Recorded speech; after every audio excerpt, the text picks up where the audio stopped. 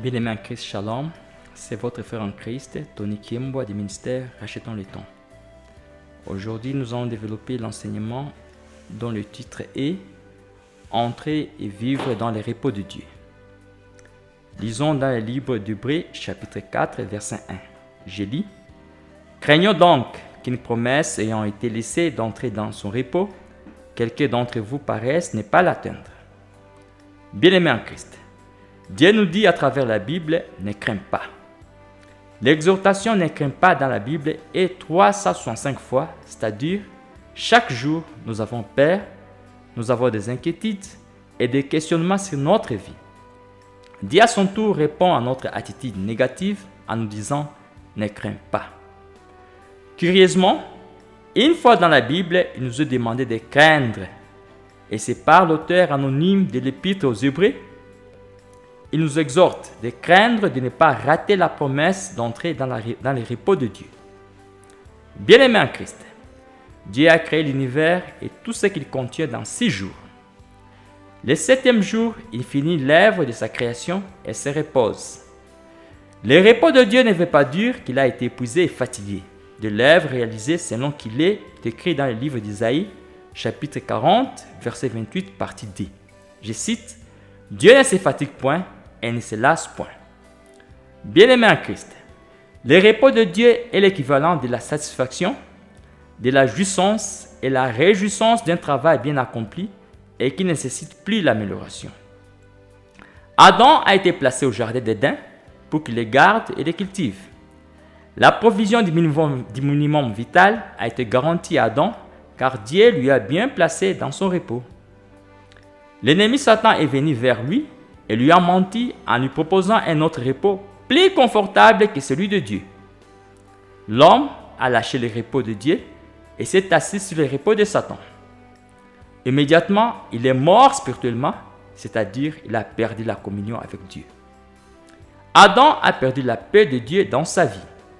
La dite paix a été remplacée par l'inquiétude, la peur et la haine dans la vie d'Adam.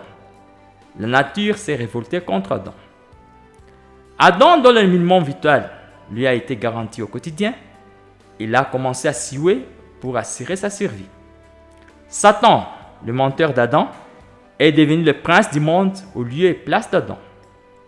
Après un temps court, Adam est mort physiquement et est retourné à la poussière. Bien-aimé en Christ, le repos au sabbat que nous développons aujourd'hui n'est pas non seulement le 7e jour de la création que l'Éternel a demandé au peuple d'Israël de consacrer en mémoire de l'œuvre créatrice bien faite, mais aussi le repos de Dieu auquel il est entré après la nouvelle création de l'homme ou la nouvelle naissance de l'homme. Le peuple d'Israël respecte les sabbats et les chrétiens respectent le repos de Christ dû à l'œuvre salvatrice bien accomplie. Le peuple d'Israël quitte l'Égypte après 400 ans vécu sous le joug d'esclavage. L'Éternel Dieu, par sa main puissante, le délivre de la servitude des maîtres égyptiens. Éternel Dieu ne laisse pas conduire vers le chemin du pays des Philistins, quoique le plus proche. Les Israélites pourraient être confrontés à la guerre des Philistins et contraints de rentrer en Égypte. L'Éternel Dieu les conduit vers le chemin de la mer Rouge. Bien-aimés en Christ, pèlerins dans ce désert du monde, l'Éternel Dieu nous conduit parfois vers de longs chemins pour nous éviter des tentations de Satan que nous ne saurons pas supporter. Par la main puissante, l'Éternel Dieu fraye aux enfants d'Israël un chemin sûr dans la mer Rouge. Le peuple d'Israël quitte la mer Rouge et marche 3 jours sans trouver de l'eau. Ils arrivent à Mara, mais ne parviennent pas à boire l'eau de Mara, car elle est amère. Moïse crie à l'Éternel et lui indique un bois qui jette dans l'eau, elle devient douce. À Mara, littéralement amertume, l'Éternel Dieu donne aux Israélites des lois et des ordonnances. L'Éternel Dieu leur dit, je cite, « Si tu écoutes tentativement la voix de l'Éternel ton Dieu, si tu fais ce qui est droit à ses yeux, si tu prêtes l'oreille à ses commandements Et si tu observes toutes ces lois, je ne te frapperai d'aucune des maladies dont j'ai frappé les Égyptiens, car je suis l'Éternel qui te guérit. » Fin des citations. Bien-aimés en Christ, les peuples d'Israël, dès le début de leur marche dans le désert, l'Éternel Dieu leur présente des lois et ordonnances à respecter scrupuleusement pour qu'ils entrent dans son repos. Les peuples devraient reposer leur conduite sur l'obéissance des instructions pour prospérer à tous égards dans le désert et entrer dans le repos au Canaan. De même, notre premier ancêtre Adam, Dieu lui a donné une instruction à obéir pour qu'il reste dans son repos. Il s'agissait de s'abstenir de manger des fruits de l'arbre de la connaissance du bien et du mal. Sinon, il mourra certainement. Alors, le serpent, Satan, ment la femme et lui suggère un repos meilleur que celui de Dieu. Il lui dit: « Vous ne mourrez point, mais en connaissant le bien et le mal, vous serez comme Dieu. » En d'autres termes, selon le mensonge de Satan, l'homme devrait voir sa position sociale s'élever, c'est-à-dire devenir comme Dieu. C'est de la même manière que le serpent ancien Satan s'est corrompu avant sa déchéance. Satan, autrefois appelé Lucifer, l'astre brillant, a abandonné le repos de Dieu en cherchant que son trône soit élevé à la colline sainte et qui s'égale à Dieu. Conséquence, il a été rabaissé et devenu diable ou adversaire du Dieu très haut.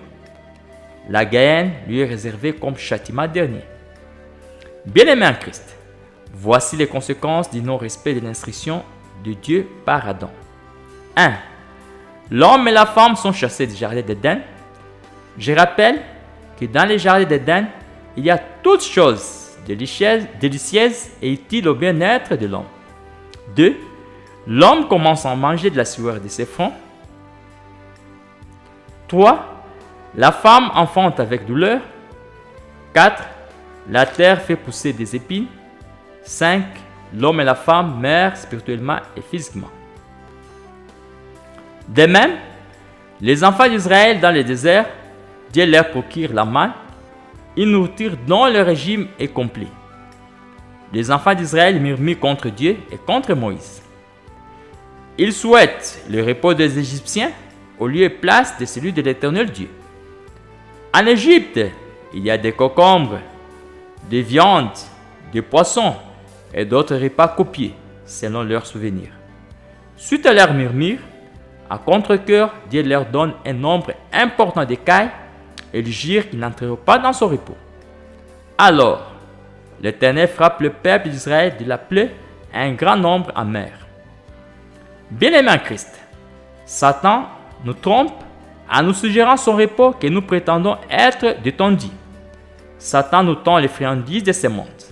Samson s'est reposé sur les genoux de Delilah et s'est endormi jusqu'à être coupé le cheveu sans le savoir. Le Saint-Esprit les quitte et les Philistins les domptent et lui crèvent les yeux. Samson passera le reste de sa vie aveugle, en train de piler le bleu des ennemis philistins. Samson, juge de Dieu, est devenu esclave sous le joug des ennemis, juste pour avoir abandonné le repos de Dieu. Judas Iscariote, l'apôtre du Seigneur Jésus-Christ, n'est pas entré dans le repos de Dieu juste à cause de la cupidité et de la convoitise de la chair. Le roi Saül n'est pas entré dans le repos de Dieu juste pour n'avoir pas obéi à l'instruction d'exterminer les Amalécites. La royauté a été ôtée de sa famille. Bien-aimés en Christ, l'auteur du livre des Hébreux nous exhorte de craindre de ne pas entrer dans le repos de Dieu tant que sa promesse subsiste encore. Bien-aimés en Christ, tant que nous ne nous reposions pas sur les instructions du Seigneur Jésus-Christ, nous ne sommes pas différents des incroyants. Au quotidien, l'incroyant vit la peur, les inquiétudes, les soucis de la vie et tous les tourments des démons. Par conséquent, les incroyants connaissent les maladies psychosomatiques et connaissent parfois des suicides. Chez les incroyants, nous observons la haine, la division et les querelles qui occasionnent les atrocités des masses. Les chrétiens charnels, au lieu de se conformer à la parole de Dieu, ils tentent de se justifier à travers les offrandes, les jeûnes prières de longue durée et l'observance de certains jours de fêtes comme sabbat. Seigneur Jésus-Christ, dans Matthieu chapitre 11, verset 28 jusqu'à 29, lance l'appel à tout le monde comme suit. « Venez à moi, vous tous qui êtes fatigués et chargés, et je vous donnerai du repos. Prenez mon joug sur vous, et recevez mes instructions, car je suis doux et humble de cœur, et vous trouverez le repos pour vos âmes. Car mon joug est doux, et mon fardeau est léger. » Seigneur Jésus-Christ te promet 1. Le repos à quiconque vient à lui avec le fardeau de péché, des maladies, des inquiétudes, des dettes et de tous les soucis de la vie. 2. Le repos à quiconque obéit à ses instructions. Le premier repos est celui poursuivi par la plupart des hommes car ils sont déchargés de leur fardeau. Ils ont peur de porter les jougs du Seigneur Jésus-Christ pour obtenir le deuxième repos éternel de leurs âmes. Et pourtant, Seigneur Jésus-Christ spécifie que son joug est léger. Bien-aimés en Christ, tant que nous ne portons pas la croix du Seigneur Jésus-Christ, nous n'entrerons pas dans le repos de Dieu. C'est par le port de la croix que nous arrivons à vaincre Satan, la chair et le monde. Nous sommes victorieux à travers la mort et la résurrection du Seigneur Jésus-Christ. Si Seigneur Jésus-Christ n'aurait pas été ressuscité, notre foi serait vaine. Nous n'avons pas alors à lutter par notre propre force pour entrer dans le repos de Dieu. La parole de Dieu stipule dans Hébreux chapitre 4, verset 3, partie A, je cite, « Pour nous qui avons crié, nous entrons dans le repos. » La même parole de Dieu se renchérit au verset 10 du chapitre 4 d'Hébreux comme suit. Celui qui entre dans le repos de Dieu se repose de ses œuvres comme Dieu s'est reposé des siens. Fin de citation. À travers Seigneur Jésus-Christ, nous sommes délivrés de la pauvreté, de la captivité de Satan et nous avons la grâce. Par le meurtrissure de Seigneur Jésus-Christ, nous sommes guéris. Sur ce, le repos de Dieu dont nous disposons nous permet de marcher paisiblement dans ce monde, de victoire en victoire, et d'hériter les royaumes des cieux. Les Israélites dans le désert, ils ont refusé de suivre les instructions de Dieu et se sont révoltés contre lui jusqu'à ce que Dieu aille dégoût d'eux. À l'exception de Caleb et Josué, tous les Israélites ont tous été exterminés dans le désert pendant 40 ans sans arriver à Canaan, la terre du repos de Dieu. Caleb témoigne à travers la Bible qu'il est resté vaillant et vigoureux jusqu'à 85 ans, comme le jour où ils ont quitté l'Égypte. Le prophète Daniel a reposé sa conduite sur les instructions de Dieu. Lors du règne de Darius, les ennemis de Daniel ont cherché une occasion de l'accuser. Ils n'en ont pas trouvé.